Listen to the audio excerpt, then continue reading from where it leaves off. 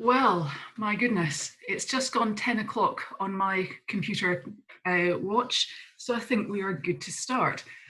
My name is Isla Kuhn. I'm co-chair of the University Health and Medical Librarians Group, which is based in the UK and Ireland, but is opening its doors around the world today and we're really pleased to be able to do this, to open up this event more widely. The theme of the event today is systematic reviews building on our role and our expertise. Many of us are already providing systematic review support and services through our libraries, and probably, and certainly know that one or two are dipping in and out of today because they're doing rapid reviews to support the work to provide better care and treatments against COVID-19. So we were already well aware that people are doing reviews already. But what we wanted this session to do is just to make our services better, take advantage of the fact that people are doing good services. How could we improve our own? So it's really to build on that. It's not necessarily the techniques of systematic reviews, it's how we can make our service delivery and our service offer better. So it's that sort of side of things. So we've got a wide range of different people talking about some very, very forward-thinking and very amazing tools like Cochrane Crowd, and about who's doing what. We've got survey results, and also just literally case studies of how people have built up and developed their systematic review service. So it's a fantastic range of speakers. Particular shout out to our speakers because of their flexibility in moving to this new format at very short notice. So I'm really, really pleased, and I couldn't be more delighted at the speakers, A, that we've got, and B, that they were willing to move to this new format. So massive shout out to all of our speakers on that basis. So without further ado, let's just get on and have our first speaker.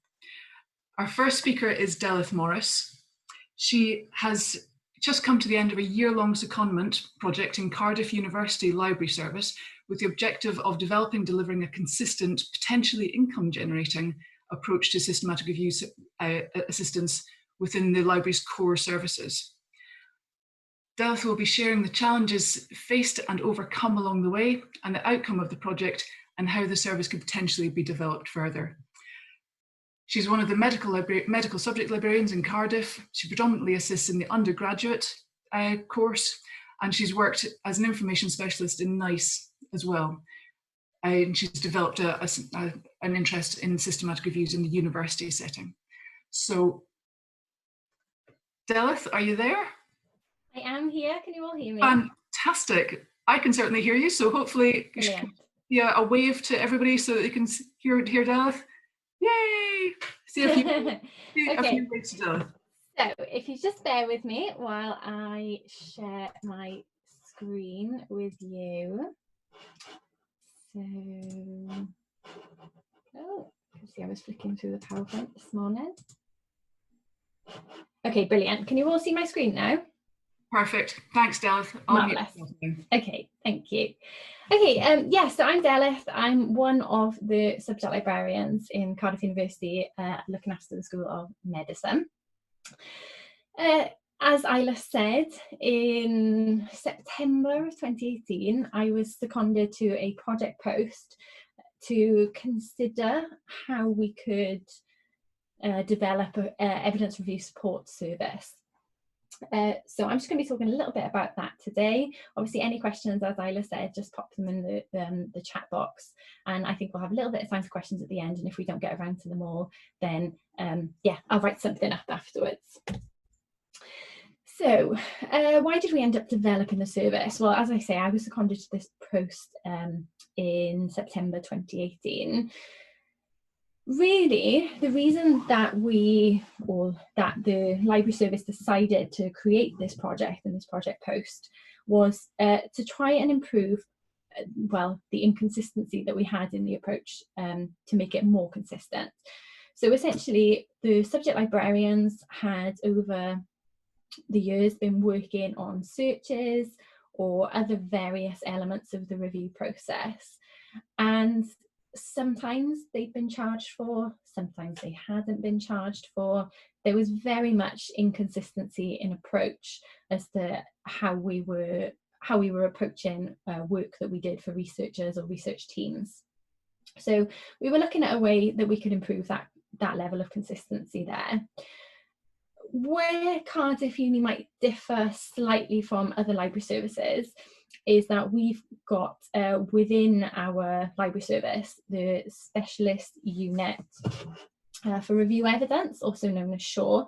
Some of you may very well know lots about SHAW and know some of our colleagues in SHAW. So they're a grant-funded team and they work within the Cardiff University Library Service. So they're very well established. They are information specialists, systematic reviewers, and they've worked or are working with NICE, Cochrane Collaboration, Public Health Wales, just to name but a few. So already within Cardiff University Library Service, we have a very much in-house, very experienced grant-funded team. So alongside trying to work more consistently, we also wanted to look at how we could work, so we, as in the subject librarians, could work more collaboratively with the SHAW unit as well. You might have lost me a little bit then. Can you still hear me? Yeah, you're back now. Oh, okay. Nervous. Oh my goodness. Sorry, I don't know what happened then. Let me share my screen again with you. Can you see my screen now? Yep, we're back with your screen. Thank you for a swift solution to that. Yeah, I don't know what happened then. You all just disappeared. Oh. Okay. My heart's racing. Thank you. I'm sorry about that. Okay, so I don't know where I'd got to. When did you lose me? You're working more collaboratively with SHAW. Perfect. Okay, so so yes, we were trying to work more consistently, more collaboratively. And then another reason that we kind of looked into this was also because alongside the traditional healthcare, medical topic subject areas who often are interested in systematic reviewing, we were noticing that across some of the other subjects in the university, they were also interested. So we were seeing interest in systematic reviewing coming through from engineering, from the business school, from geography as well. So we felt like it was time to kind of step up our approach and see what we could offer. Probably should also say at this point that this was not designed to be an income generating project. It could well lead on to being that, but it wasn't. The sole purpose of it was not, you know, let's bring money in, let's generate income from this. So we were not steered that way. It was a possibility that it might go that way, but that wasn't necessarily the purpose of the project.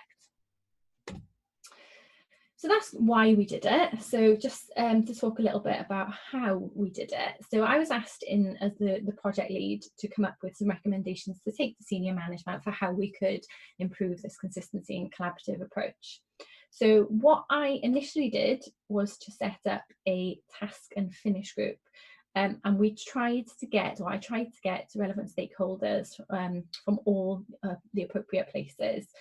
So as part of this task and finish group, we had subject librarians from all 3 of the colleges which we've got in Cardiff University. So that's the Biomedical and Life Sciences College, Arts, Humanities and Social Sciences, and Physical Sciences and Engineering.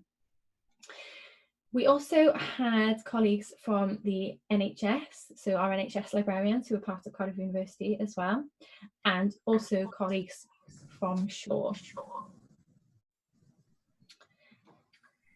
I know some of those are listening today and are logged into the conference. So hello to everyone who's in the task and finish group.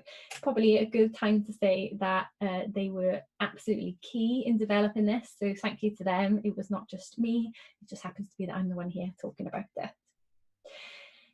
So the first thing we did as a task and finish group was to survey all of the subject librarians in the university. We didn't really have a very well, we had an idea of what people were working on, but we wanted a very clear picture of where we were currently at in the university in relation to undertaking reviews. So we surveyed all the subject librarians, and we also, as well as asking what they had done, we asked what they thought might be an emerging area within their school. So if they thought that reviews were going to become popular, if people had started talking about them in their schools. We also kept the subject librarians involved all the way along. So even though it was the Task and Finish group who were designing the recommendations, we didn't want to get to the end of the year project and say to the subject librarians, this is what's happening. We very much wanted to keep them updated all the way through. So we have regular library service briefings. So we would take things to them, ask for any comments, any opinions. So we felt like we had a good grasp with all of the stakeholders, but we just wanted to make sure that everyone was up to speed, and if anyone has an opinion and they wanted to share it, that they have the opportunity to. So what were the key recommendations that we took to senior management? So basically it was distinguishing between what we were going to offer as core service and what we were going to offer as charged service.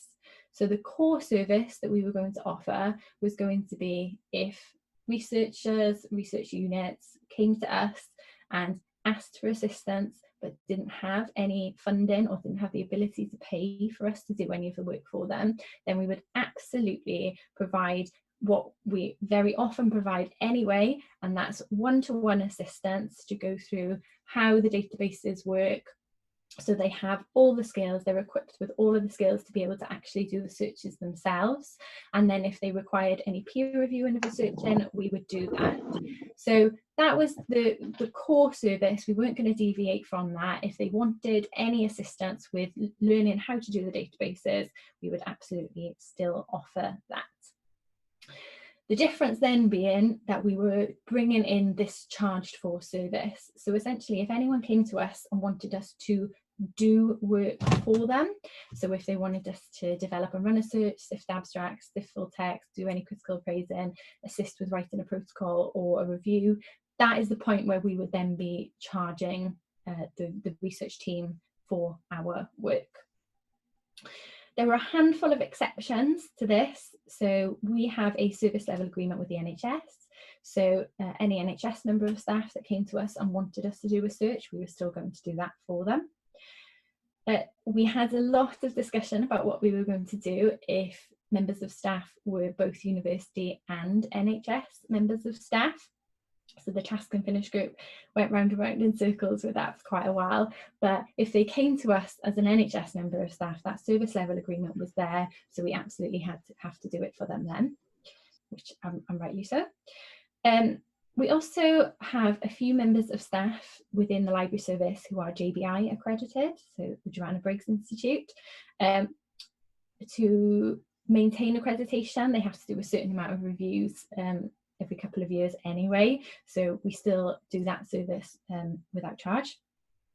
And we also had a lot of discussion about what we were going to do if people wanted us to do a search to go into a grant proposal. So we said as long as we would be written into the funding structure, that we would do those searches as well free of charge. So they were our exceptions to the rule. Of course, so we developed these so they were the main recommendations we took, but alongside that there were lots of other recommendations on how we were going to actually do this and support that. And one of the first things was who was actually going to do these searches or further when the requests came in. So we discussed as part of the Task and Finish group whether we would make this a requirement on all subject librarians and whether everyone should be involved in this. And what we decided in the end was that probably wouldn't be the best idea. So we thought we didn't want to force people into doing this. The subject librarians have various capacities, different interests. So not everyone would necessarily want to be involved in the review process. And also, given this was now going to be a charged for service, we felt whoever was involved really needed to be invested in it to make sure that they were putting everything into it and that quality assurance would be maintained. So we opened it up to expressions of interest. So we asked all of the subject librarians who would like to be involved in this new evidence review service team. And we actually had a really good response. So alongside the colleagues that we have in Shaw, approximately 15 subject librarians volunteered to be part of this group. And in amongst those, there was quite a varied experience. So some colleagues who volunteered had done many searches, were really experienced in this. They'd done all parts of the review process, whereas others just were interested in learning about it and being involved in it, but hadn't really had any experience in it up until that point. So obviously, this got us to thinking, okay, well, how are we going to train everyone? How are we going to ensure quality is maintained? So we ummed and ahed for a little bit about whether we should provide some training workshops. So for those of you who do know Shaw, you may have even attended some of their week-long workshops, which are very well known, very good. And we considered whether that would be an option. So for our 15 subject librarians to go along to a similar type of workshop. What we decided in the end that might not be the best approach. So even though they might leave that week-long training or however long it would be with the skills to be able to do it, it might be that actually we don't have any interest in this service and the first bit of work won't come along until 6 months down the line, at which point another training workshop might be required. So without knowing how popular this service would be, we felt that the better approach to take would be to work on a peer training approach. So how we're working this service now is if a request comes in, it is assigned to either colleagues in Shaw or to one of the more experienced subject librarians. They are the ones whose work will be costed and paid for. And alongside them, we'll have one, sometimes two other colleagues who've got a little bit less experience, and they'll work alongside them in a peer training capacity.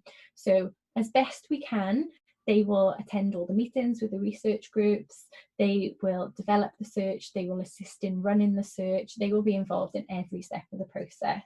Now this is sometimes a little bit more difficult if you've got multiple colleagues working on this who work part-time, but where we can, we've tried our best to, if they miss a meeting, to just do a catch-up, etc. So that's how we're working it. We're working it on a peer training approach, and at the moment, it seems to be working quite well. So charging, I'm sure this is what a lot of you might be interested in. So I'm just going to talk very briefly about how we're charging for our work. So it's very dependent on where the money is coming from. So generally it falls into two categories. One being it's grant funded. If it's grant funded, then the grant body regulate how much, what you're getting charged on what rate. So we don't really have much say in any of that. So that just is what it is, and we follow their regulations. Is when researchers or research groups are coming to us, they already have money, so they've either got that through a grant, but they've got a grant where they don't have to be specific about where they're assigning the money to, or it's just monies that they have set aside. So in that instance, obviously there isn't a regulated way that they have to pay us, or way that we say we have to be paid or charged. So in that instance, we're working on a daily rate. So we're basing that daily rate on the subject librarian grade. And we're very much targeting that rate to what we think the work is going to involve. So I'm sure any of you who've been involved in review work will know sometimes you get something through where it's really easy to do a search, it's very well structured, they've developed a very clear protocol, you know exactly what databases you're going to run it in, and you can say, I think this is going to take X days, and you think that's going to be fairly quick. Other times they're going to be much earlier on in the process, or you think it's going to be a much more complicated search, etc. So we're treating each case very individually at the moment, dependent on the conversations that we're having with the lead researchers when the request comes in.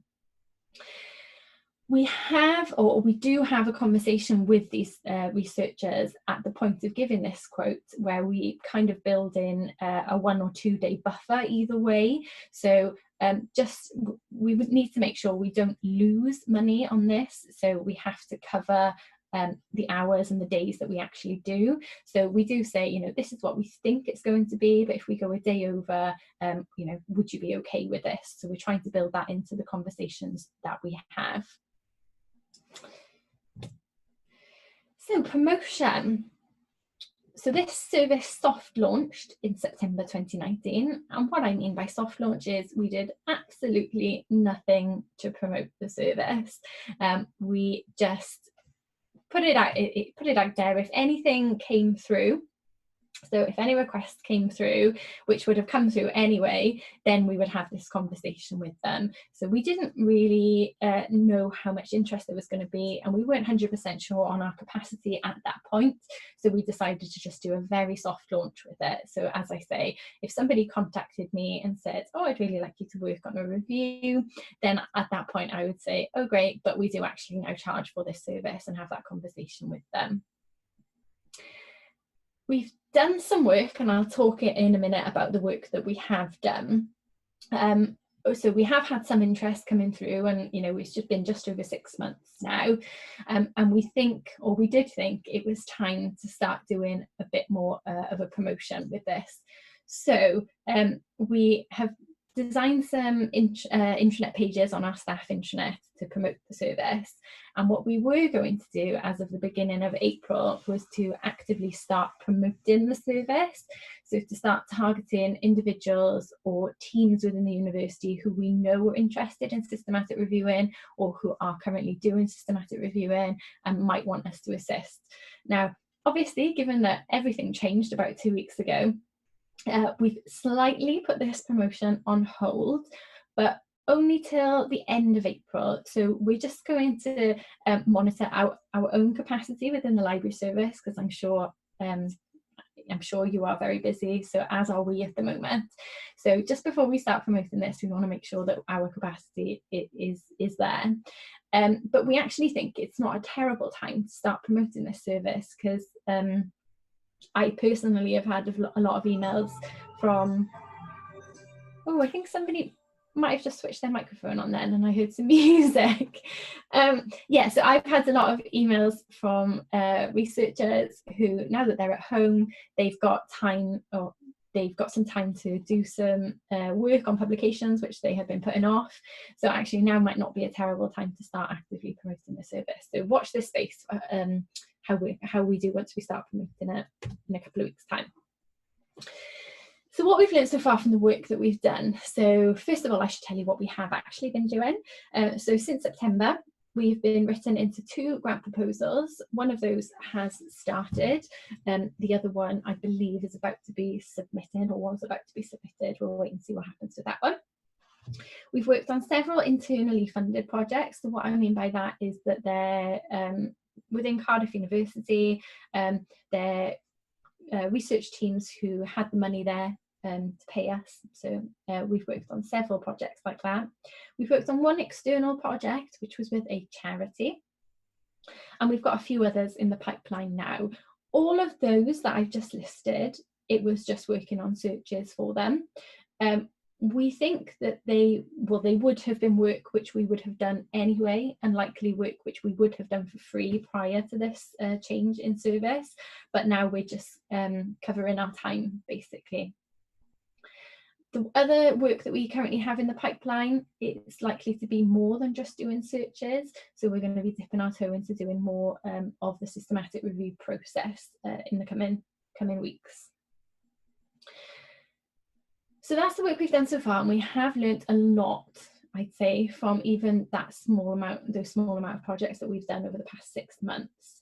So the first thing I would say, and one of the things that people are always very interested when we tell them we've developed this service, is how the researchers have reacted to this. So how they have reacted when they've been told you now have to pay for this service. And what I would say is they've been very amenable to it. Most, if not all, have reacted very positively. I think they appreciate that it's a service. They appreciate that it's work that they either can't do or would rather not do, and they're very, in the most part, happy to pay for somebody else with experience to do this. So they're very happy to have initial meetings with us, to develop for us to develop the search, to have those conversations with them, and then they're just really pleased that they get an EndNote library of results, which they didn't have to do all the hard work to get to. So generally, I would say we've not had a potential backlash which we could have which could have happened, and it is something we talked about in the Task and Finish group. So that's been really, really pleasing. We have set, it's probably a bit grand to call it a standards document, it's more a checklist, to be honest, of things that if somebody's working predominantly on a search, because that's what we've been mainly doing so far, the type of things that we expect that they do and that they follow. So just for quality assurance purposes, basically. And a lot of that is basic things like multiple databases, searching multiple databases, subject heading and text word searching where appropriate, what filters we're going to use if we're going to use filters. But it also comes down to how you document your work. So this comes into keeping a clear record as well. So making sure that we're documenting all of our work in the same way, where we're saving all of that work, so that if somebody goes off sick or moves post, then we know where all of that work is. Using generic login details for all the databases again, so if somebody leaves and we need to run an update search, we've still got access to that search. We don't have to redo anything. We can just rerun the search, that type of thing. And also built into that is that the search has to go through peer review. So if somebody, so obviously we've got these little partnerships or these little triads running as part of the peer training. So they'll develop a search together, but before that search gets run and given to the research team or the researchers, we're asking that somebody within that other group of subject librarians and SURE staff peer reviews that search. So just to make sure that everything is picked up, basically. So we're doing that on Teams at the moment. So that's been a good way of doing it, we found. And then, although obviously we are kind of income generating with this, so in a way we can show impact in the sense of income, I think we wanted to take it further than that, really. We wanted to be able to demonstrate a wider impact. So we've kept a very clear record of the searches that and the work that we've been doing. And we've asked that anyone who was kind of the lead working on that project, that within 6 months to a year or so of having done the work, if they could contact the lead author and find out what was happening with the project. So has anything been published? Has practice changed at all? So that we can start to demonstrate our impact as a library service. One of the examples of that is I've worked with a team in dermatology in Cardiff Uni, and we worked on a search which was, well, they wanted it specifically to be about a very rare type of skin condition. I'm coming, Gemma. A very rare type of skin condition. And so we did the search, but we didn't do it on that particular condition because obviously there wasn't enough literature out there because it was very rare. So we did a review for them based on other similar types of conditions. And on the back of that review, they've now started a trial. So they're going to do a trial on this particular skin condition on the back of the work that we did with the review. So we're also being able to show that in terms of practice, and we are making an impact with the work that we're doing, which I think is really important. So finally, what next? So I chatted a little bit about the promotion. So we're going to, as I say, start promoting it, maybe hopefully at the end of April, capacity willing. We'll wait and see what kind of interest we get. Whether we then choose to promote it any further. At the moment, we're only going to be promoting internally. We're not going to be promoting externally. I know I said we worked externally with a charity, but we're not actively going out of our way to try and do that. We're going to review the service. So as part of the recommendations, we said we were building a review after a year. We're actually probably going to do the review in December-ish time. We're just going to look to see how the service is going, how everyone feels with the training, whether it's had any impact on other services, so whether it's impacted the NHS librarians at all, whether it's impacted our ILL team at all. Maybe have a look at what our capacity is in going forward to do any future promotion with that. We've also had some discussion about whether we should maybe pull together a publication about this and what we've done, in case it would help anybody else who was thinking of developing a similar service. And then finally, just thinking about CPD within Cardiff University Library Service. So we have decided to run a yearly evidence review forum, so to bring our colleagues together every year and to just run a forum which goes through any new developments which are happening in the review area. We are meant to have our first forum in June, so we will wait and see if that actually happens. We're still planning it, but if we have to cancel it, then we will, and we'll postpone it for later on in the year. But that is our plan at the moment. The first one's going to be very back to basics in a way, to try and give anyone in the library service, predominantly subject librarians, but anyone who wants to just come and learn a bit more about systematic reviewing and about the different types of reviews that are out there. But then going forward, it's going to be more kind of updates in what's happening in the area, so maybe AI and things like that. So we just felt like if we were training up and peer training this core group of 15, that we wanted to still be keeping on top of current trends to do with reviews, basically. So that's everything really that I have to share today. I'm sorry that I lost you slightly at the beginning. I'm sorry that I caused a mad panic for Isla and probably some of the rest of the committee. I will stop sharing my screen now, but if you have any questions, then maybe Isla was collated. Oh, okay. Questions. Thank you so much. It's really interesting to hear about such a new service that's still at the bleeding pace of being implemented and being reviewed and everything else. So we have questions. Working from the top. Donna Irving was wondering whether you were including translating and reference management in the service that you're doing, translating the different searches. Do you mean translating them?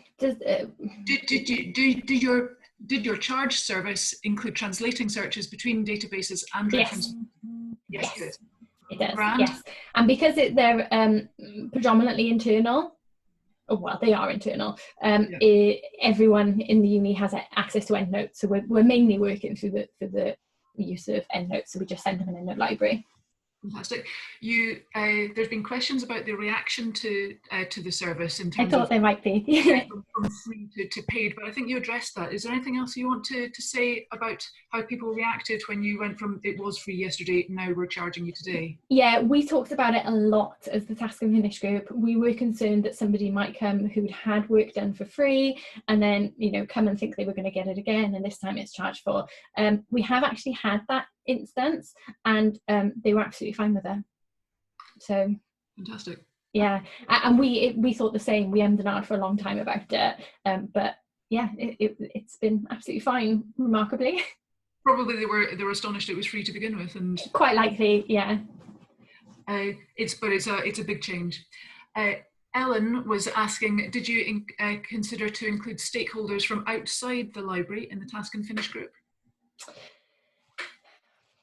No, we didn't, because we felt like we had so much to discuss internally at that point.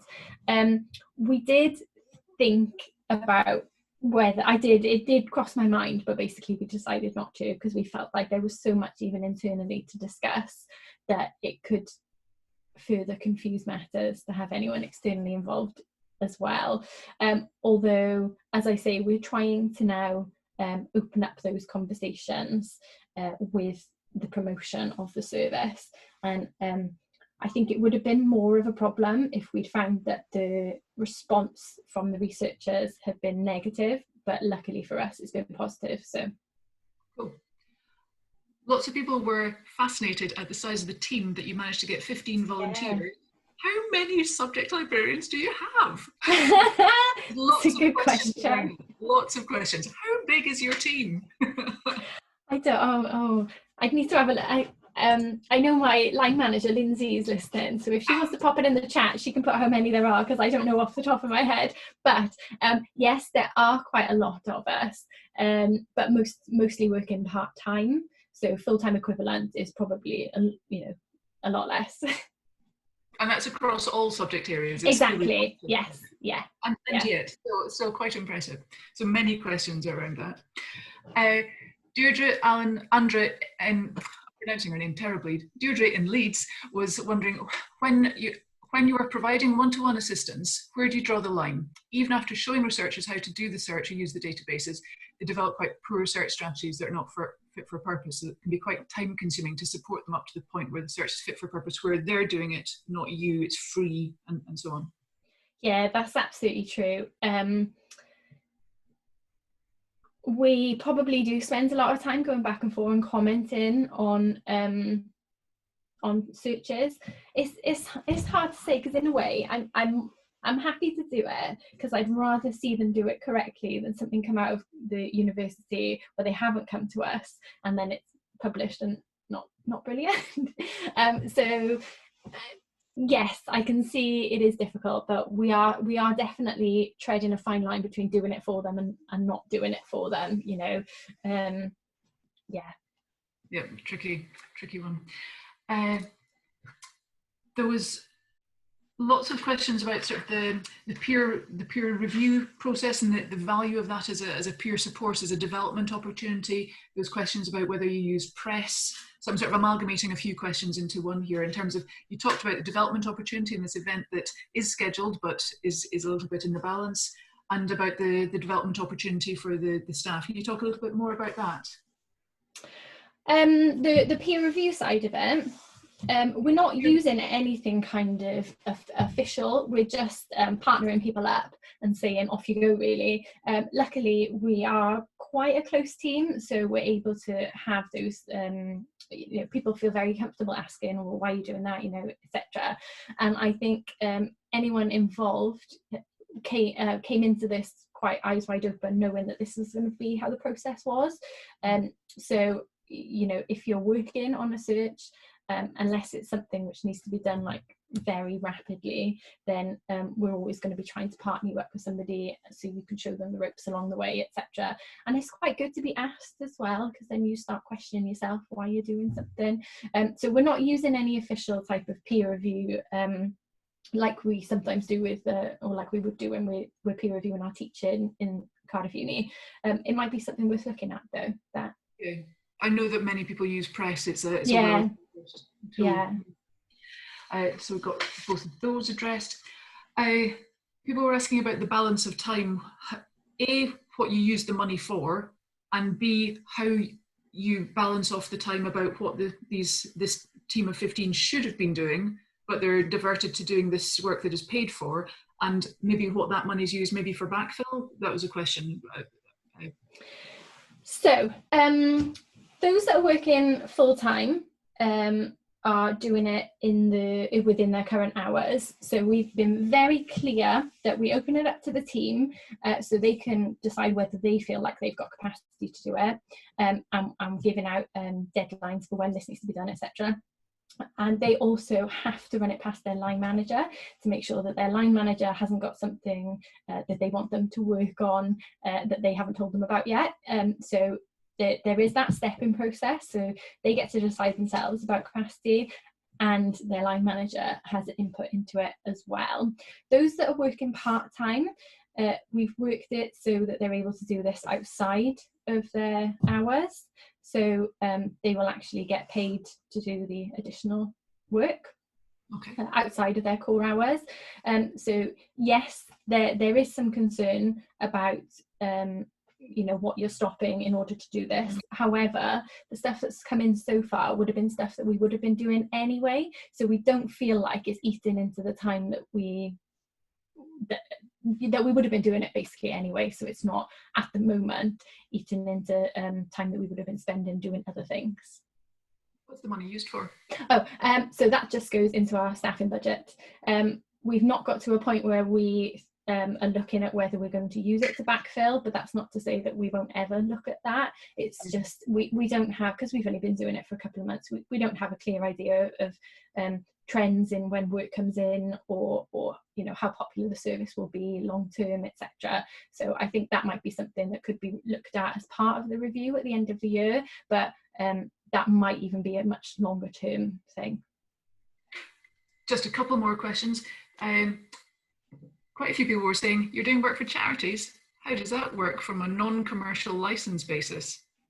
Lots of people were asking about. Yeah, we did look into this and it was all covered. So we did make sure. I can't remember the ins and outs of it because it was started at the end of last summer.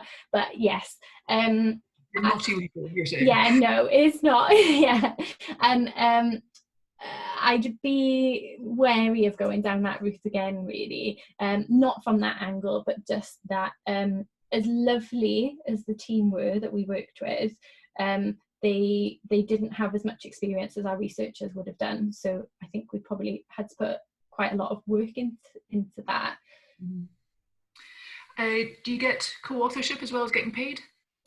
Most of the time. So we've built into the recommendations that should be a discussion that's had. I can't guarantee that that's what everyone's having those conversations, but yes, generally that's what we're encouraging the librarians to have that conversation and to push for that.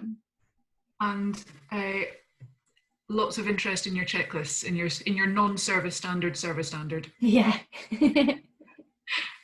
Is that available? Is that shareable? It's not available, but I can share it.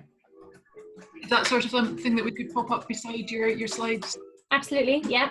Fantastic. I'm just going to mute. That's fantastic. There was lots of interest in your service standards.